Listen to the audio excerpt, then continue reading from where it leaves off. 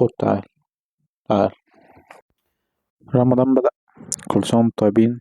طبعا انت تايه، مش عارف تتمرن قبل الفطار ولا تتمرن بعد الفطار. طيب هل هعرف أضخم؟ هل هعرف أنشف؟ طيب لو أنا باخد كرياتين أبطله ولا أكمل عليه؟ طيب طب هغير الجرعة؟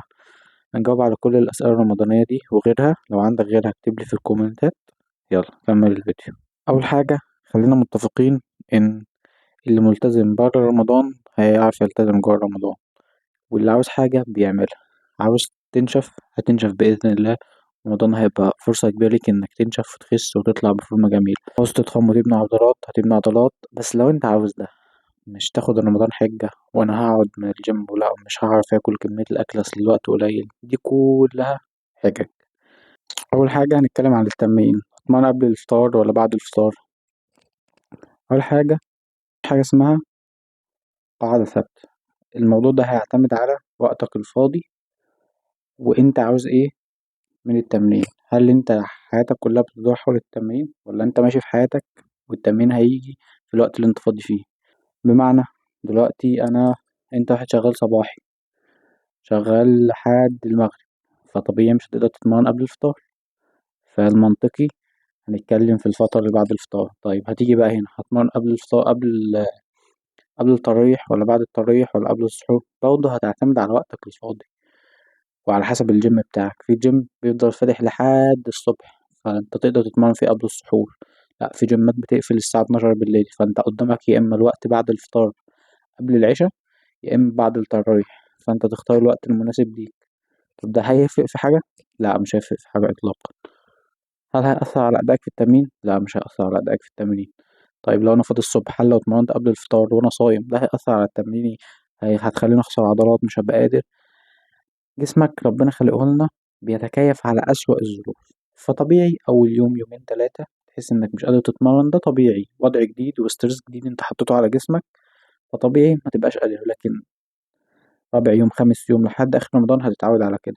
طيب هل هخسر عضلات؟ لأ.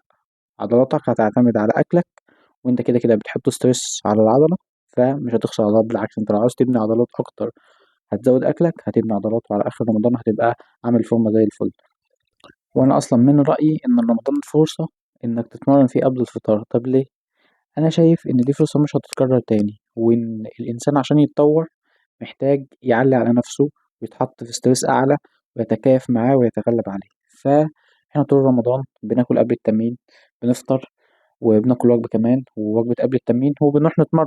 فالموضوع بيبقى جميل خالص ولذيذ ويبقى عندك طاقة. فمفيش مانع إن في فترة شهر من ال12 شهر بتوع السنة تجرب تروح من غير ما تاكل ولا شارب ولا واكل وتتمرن وتحط جسمك تحت الاسترس ده. في الطبيعي في الأول هتحس بتعب وكده، بس هتحس إنك بعد الموضوع اكتسبت قوة وإنك بتتمرن وإنت مش واكل بقوة وبتشيل نفس أوزانك.